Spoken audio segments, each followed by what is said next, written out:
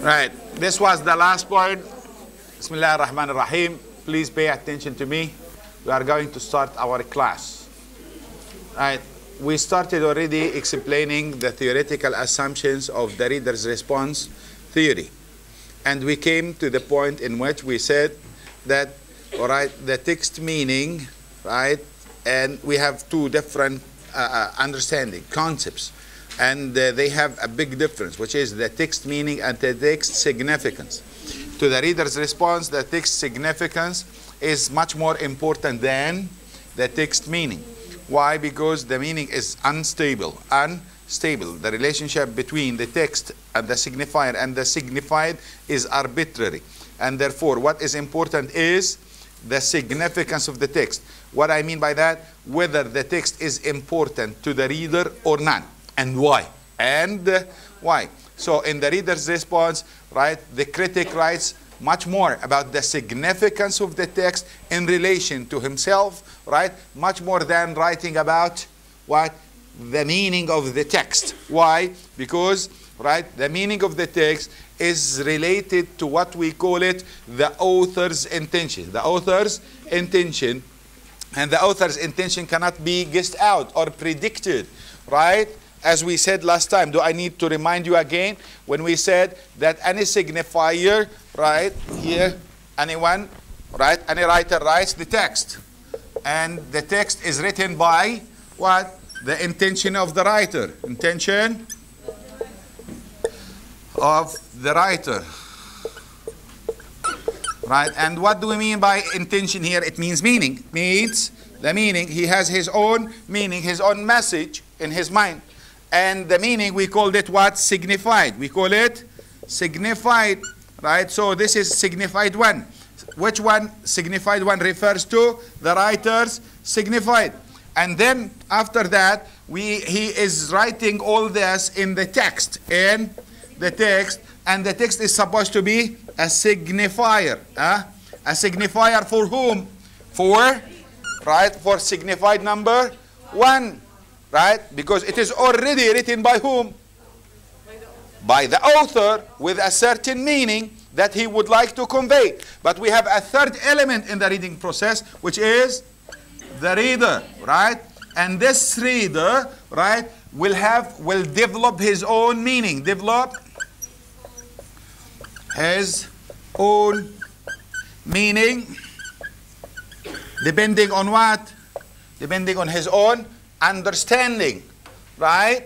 And therefore, right, meaning here, it means signified. Means signified. But this signified is going to be one or two? It will be signified two. Why? Because we cannot predict that signifier one is going to be completely conveyed to whom? To the reader. And therefore, right, what do we consider the text? The text represents signified number one, who is the intention of the writer. And therefore, this one cannot be predicted to be the same as the signified number one. But we might develop a completely different understanding and meaning of our own as readers.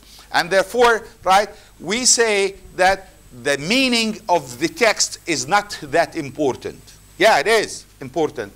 But it is not that important, right? What I mean, what is more important than the meaning of the text according to the reader's response? It is the significance of the text. Whether it is significant to the reader and why, or it is insignificant or insignificant to whom? To the reader and why, right? And therefore, we say that they focus on the significance in their own writing, in their own criticism of the text, rather than the meaning of the text, because the meaning of the text usually refers to signified number one, and cannot be predicted that we are going to develop the same signified, right, number one here, but we might develop signified number two, which is completely different from signified number one. Got it? Yeah. Good. Right. Well. So the text significance also, it changes from one context to another and from one historical, right, period to another. We discussed this before. Is that correct? Right. What did we say about it? Right? We said that what might be important in a certain time might not be important in another. What is important or significant in a certain cultural context is not significant in another cultural context. And even to the one person, even the text itself might be significant at a certain time. If we say, I gave you example, let's say not a literary text, a technical text. If you write, okay, for example, the book, Learn How to Use Windows 98. It was very important at the time of Windows 98. But now, you don't know how to trash it, you know? Yeah, it is insignificant at all. It is insignificant at all. So it changed by what? By time, right? And what is significant for the Palestinians might not be significant for the Egyptians or the Jews or the Americans or whatever, right? And the same thing here, right? So we write about the significance of the text within the personal context, the cultural context, and the time context, right? Well, so as I told you before, that they believed in phenomenology, all right? What is phenomenology? If I see this table, it exists. If I don't see it, it doesn't exist, right? We apply this on the text. We apply this one on the text, the phenomena, right? What can be seen, what can be heard, what can be, right, touched, right? Yeah. I mean that the text without a reader doesn't exist, right? There should be a perceiver to perceive the existence of the table. The table itself, it doesn't exist unless there is a perceiver, right, to perceive its own existence. The same thing with the text. So objects can have meaning only if there is a perceiver to give them meaning. But without a perceiver, they are meaningless. They do not exist. In other words, what is the conclusion that they want to come to, right? That objects exist by the existence of the perceiver. In our reading process here, who is the perceiver? The reader. And without reader, we don't have, and no one cares about the writer. We don't have a text, and no one cares about the writer, unless there is a perceiver to read the text of the writer, We studied in romanticism as similarly as this picture, because John Locke, he was just believing in everything, he can touch it or see it. From a scientific point of view. Yeah. We are dealing here with what? From a literary point. We applied, yeah, that's good, right? Yeah, phenomenology, yeah. That believing in the phenomena, right? I see you, you exist. If you don't see, I don't see you, you don't exist, right? Now, in our context, yeah, it is. It is. I mean, without a person, we don't have a meaning. Don't have a meaning. Right. Well, what are the other assumptions? Right. Right. The poem is the same. The text is the same.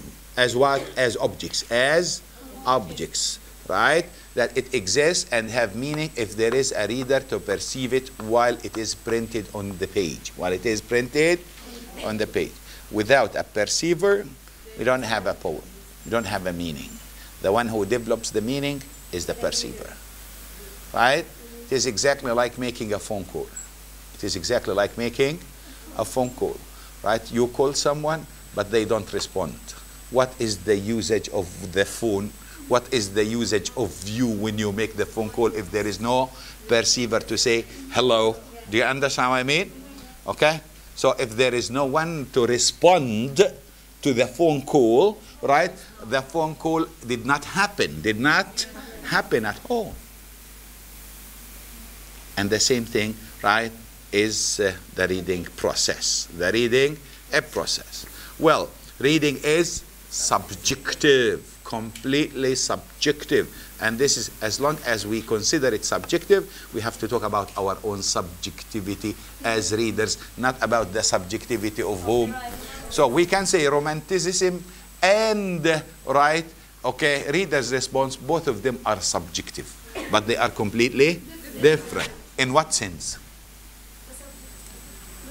Yes, in Romanticism, we write about, oh yeah, the subjectivity of the writer is the most important thing, right? And to whom? The subjectivity of the reader is the most important thing. And both subjectivities to new criticism, what are they called? No. Right, thank you very much. Fallacy. Explain. One is intentional and one is affective. Affective fallacy. هناك ماشي حالك؟ You, yes. On a scale from 1 to 10. How much? يعني على عداد من 1 ل 10 قديش فاهمة؟ 11 100%. تمام. Okay. Well, readers' thoughts, beliefs, and experiences shape the meaning of the text. Right. Well, I'm going to tell you, right, a personal experience which reflects this exactly. Right? We had one of our colleagues in the United States, right? It was about 2007. Was in 2007, I think, or 2008. I'm not quite sure. 2007. Right? There was a hit movie in the United States, right, that won the Oscar. And the name was Schindler's List. Schindler's List, right? This is the name of the movie. So one of the students wanted to make a presentation about Schindler's List. Right? What is the movie about? It is about, right, a list of the people, right, who tortured, right, the Jews in the concentration camps in Germany. In Germany, right? And Schindler is a name of the person, right, who is actually was one of those, right, torturing the Jews in the concentration camps, right, in Germany, right? And of course, the movie shows the horrors that they went through and how they were discriminated and jailed in the concentration camps and so on and so forth, right? And the whole class, right, was making a kind of a positive attitude to this suffering of the Jews, right? And they said that this Schindler's List, they wanted, I mean, that after the ending of this concentration camp, there was a list of some people who are still alive and they are supposed to be assassinated. They are supposed to be, yeah. Why? Because, or at least taken to what? Taken to prisons, right? In order, right. So, these people, I was the only Arab and Palestinian person, right? And I developed, right, according to my own thoughts, beliefs, and experiences, a completely different meaning of the text, of the film, right? The film is a text, right? And they responded positively, and I postponed my what? My response at that time. Do you know why? Because I need to make a complete, full, right, documented response in order to convince the readers, in order to what? In order to show that my interpretation of this movie is completely different, right? If I were not Palestinian. But because I am being Palestinian coming from Gaza Strip, it made a complete interpretation. And I had to make a counter presentation, right? And this counter presentation, right, it was supposed to have the same name, right? But I wanted to say the Palestinians list. The Palestinians, not Schindler's List, right? And using, of course, we don't have movies except some extracts of the, right, during the Intifada, first Intifada, second Intifada, the pictures of the Palestinians in the concentration camps and things. And I used all of them in order to reflect the same idea of Schindler's List, but the one who was, right, actually the victim is becoming the victimizer. Right? And therefore, we are not supposed to sympathize with someone who is doing the same thing, right, of what has been practiced upon them, right, at that time. right? And it got a very positive response, a very positive response. Now, yeah, I might sympathize with you as a victim, but I am no longer sympathizing with you as a victimizer. Now, look at the victim. He is practicing the role of the victimizer, right? And therefore, he is developing a psychological complex, which is appreciation of what? The colonized to the colonizer. When the colonized, right, appreciates, right, the doings or the practices of the colonizer and will practice them on his own, on another people or on his own people, right? So this is what I call it, that the reader, right, just imagine if I were not a Palestinian. All right, do you think that I developed that attitude, that interpretation? No, I would be like the others, right? So the reader is the one who shapes the meaning, the one who shapes, depending on what? His own beliefs, his own experiences, all right? And he develops the meaning or another completely different signified, a completely different signified. Although the writer have a signified of his own. Yes, please. No one can shape the meanings or develop his meaning, even if he's not the person who was in the action. If he's not the person who was into the action, he has to be in the action. He has to have all the image to describe the meaning. Yeah, I understand. Not the action. It depends on your experiences, what you know. Yeah. For example, if we want, if we want to show you a text, right? Okay, a new text, right? Which is actually, this is what we call it, a modern type of feminism. That how women are abused, right, in the modern, right, Western civilization as an object, but not like before. Like before, they used it as an object, right, for bringing children, for working in the home, as they usually say. But now they use it for commercials. They use women as sex objects. They call them what?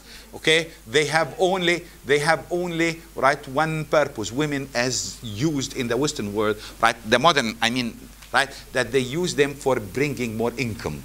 As a tool. They use them as a tool for bringing more customers. They use them as objects for what? For seduction, for making business, This is the modern what?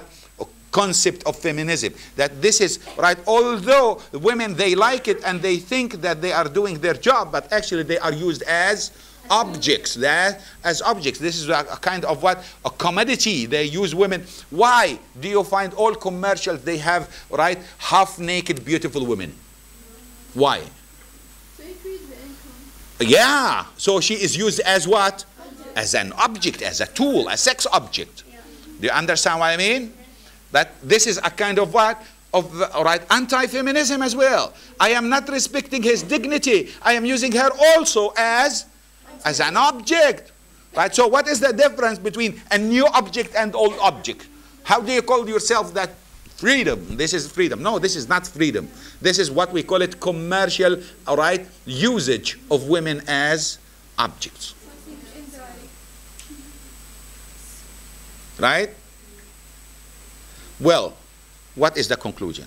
The conclusion, the most important element in the reading process is the meaning is related to whom? All right, the one who determines the significance of the text is whom? Good. Well, reading is a reflection of ourselves. This is another conclusion. Ourselves here refers to whom? As readers. So we should not talk about the text, right? We have to talk about our own selves, experiences, and beliefs in relation to the text. Yeah. It's nice, isn't it? And I talk about, and whatever you say will be correct. Why? Because no one knows, right? You can develop what experiences of your own if you cannot find. Sorry? I didn't use the word fabricate. I said develop, all right? Well, fine. Okay, so what is the methodology? A methodology, right? Some people, they call it a close reading. I mean that you try to what? as we did before, to convey the meaning. To convey the meaning, right, of the text. But this is not important, or a kind of a paraphrasing, right?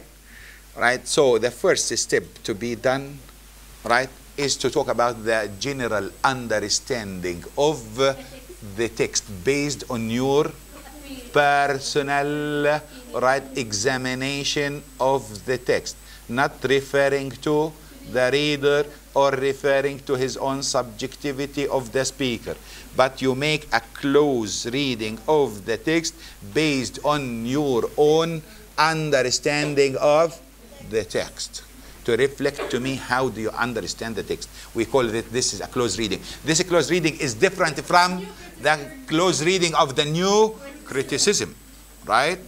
But it reflects this one as what? The personal understanding of the meaning, right? As revealed by and understood by, right?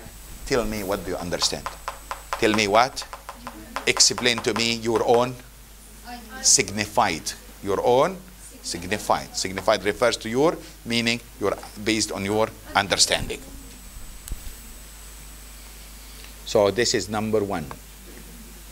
If we want to be good, I mean reader's response, or to make a good response, right? You make this one.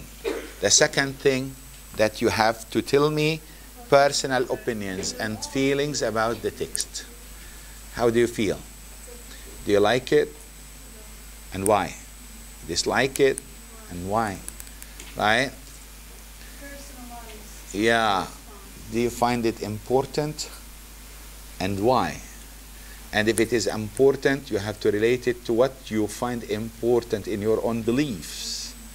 So this is the most important thing. Talk about yourself, your own opinions, your own feelings, right? I like it is not enough, right? It's important is not enough, but give reasonable a justification. For example, if we want to talk about, right, this understanding of modern criticism, I would say I find it really important, right? Why? Because, right, women nowadays are also, I do believe that they are used in the same context when they use them as secretaries, beautiful secretaries, when they use them in receptions, when they use them in what? In commercials, or they use them as broadcasters, right? But they have to be, right, according to certain specific criteria. The most important criteria is physical criteria. Do you understand what I mean? Physical criteria, right? I mean, right, her physique, whether she is beautiful or not beautiful, whether she is tall or not tall, right? But they never appreciate her mind. They are only using her as what? As a tool, a physical tool, right? So you explain as you understand things, as you understand things, right? So you have to show these personal opinions. Then write about the intertextuality. According to whom? Explain, please.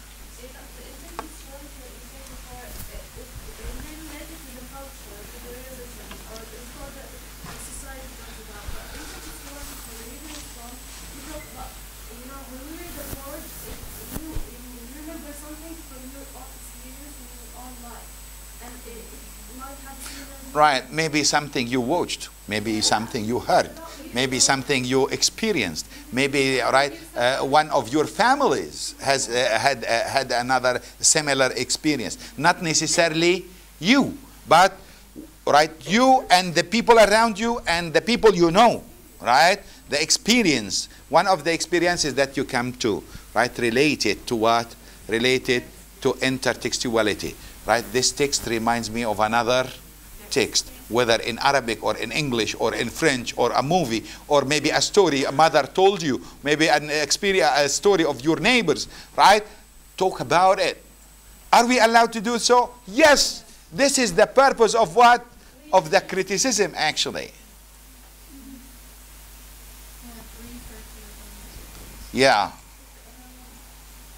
So this is the third thing that you talk about, right? After you explain to me your understanding, right, or personal understanding of the meaning of the text, and you express your opinion, whether you like it, you dislike it. It's important. And to explain why, give me reasonable justification in relation to your own beliefs. You talk about the intertextuality, right? Whether, right, it has something similar or dissimilar. Not necessarily the same. It might be the opposite. Might be the opposite, right?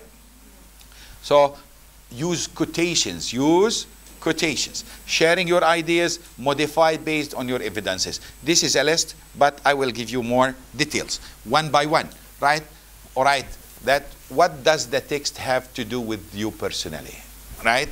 When I say, right, these are, right, sharing your ideas. What do I mean by sharing your ideas? Yes? Maybe when you share your ideas, you will convince yourself about something different.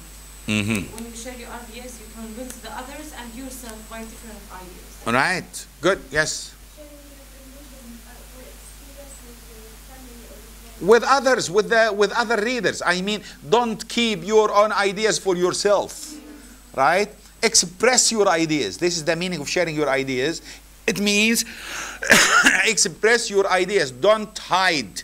Don't keep your ideas for yourself, right? And if you would like to make changes in the ideas of the text, you can change the ideas in the text, but you have to base your change in the text on evidence. When you say that this is wrong, this is, and what is supposed to be right, this and this, you have to prove that you are, if you disagree with what? With the text, and you would like to make changes, right? You can disagree with the text, right? And you can make what? Changes. But you have to justify, you have to prove that you are right. Yeah, by evidence. Yes. This reminds me of the short story I read last week. Yeah. For Kafka. Mm-hmm. Franz Kafka, a very famous writer, Latin writer, one of those who won, right, the Nobel Prize winner, Nobel Prize for arts. Yes. Yeah. So the name is Before the Law. Mm. So when I read the story, the first thing that came to my mind is that, like, every man has the right to justice. And this is what I got, like, from the story, because it was talking about a man who was trying to seek the law. While I was searching for analysis on Google, I found like a totally different analysis. It was in a research paper. So the students who analyzed this short story said that the law here represents God. And the doorkeeper who tried to keep the man away from the law is the religion institutions in the West, Mm-hmm. who are trying to convince people that they are the way, like they can't reach God or talk to God unless they talk to these religion institutions or these religious men. So I found, like, at first when I read this analysis, I found it quite, like, weird. Like, why would you analyze it this way? Then why would we... You need to make a kind of a reader's response to the analysis itself, not to the text, which is really good. Yeah. Then the writer explained his opinions and why would he think that the law is God, and why can't you, like, reach God, and why the doorkeeper is the religious institutions in the West. And it made a lot of sense, actually. To you later. Yeah. He convinced you with evidence from the text. And, despite the fact that my opinion about the text was totally different from his opinion about the same text. All right. So what I mean, that because of the evidence, you change your mind as a reader. Without revealing these evidences, you would have opposed, right? So the evidences that we are talking about here, right? These evidences, right, supposed to be from the text, or from outside the text, but something which is known to the reader, right? You base it on what? On common knowledge, on common knowledge of the reader. Don't bring something which that the reader might not be familiar with, right? Because you cannot, convince someone with something that he doesn't know, right? And right, I will say example. For example, if we want to object against a certain interpretation of a text, Western text, right? And our target group are not Muslims, right? And while you are writing, right, in order to oppose the ideas of the text, you depend, قال الله وقال الرسول ويقول القرآن, right? These are evidences good for whom? For the Muslims. But basically speaking, speaking that, right, the Western world, they don't believe, right, in such a text, right? And therefore, it might not be a good convincing method. You can bring these things later if you based it on a tangible thing. Then you give what is revealed in the Holy Book as example. As example. Do you understand what I mean? But you have to convince them of what they know first, of what they believe in first. Yes. Yes. Right. So this is example that the evidence is supposed to be familiar to whom? To the reader, to their own common knowledge. This is what we call it. To the people who you are speaking to. Yeah, right. We have to address the people that with their own mentality. Yes. This is why the West simplifies a lot with the Jews. Yes. Yes. They do not look at them as Jews. Yes. Human beings. Excellent. And this is why we made last time how to address the Western world. We are not supposed to deal with them as we are something. No. But you have to know that we are human beings like you are. Right? And we have to know how to use their own strategy of reasoning, right, in order to deal with. Right? And because of this, they hate the Israel, but they don't hate the Jews exactly, as she said. Right, yeah. The country, the people who live in Because the way of communication is completely different. It doesn't matter what to say. This is what I usually say. But what really matters is how to say. Right? It doesn't matter what to say. Right? But what really matters is how to say. نكمل المرة القادمة إن شاء الله.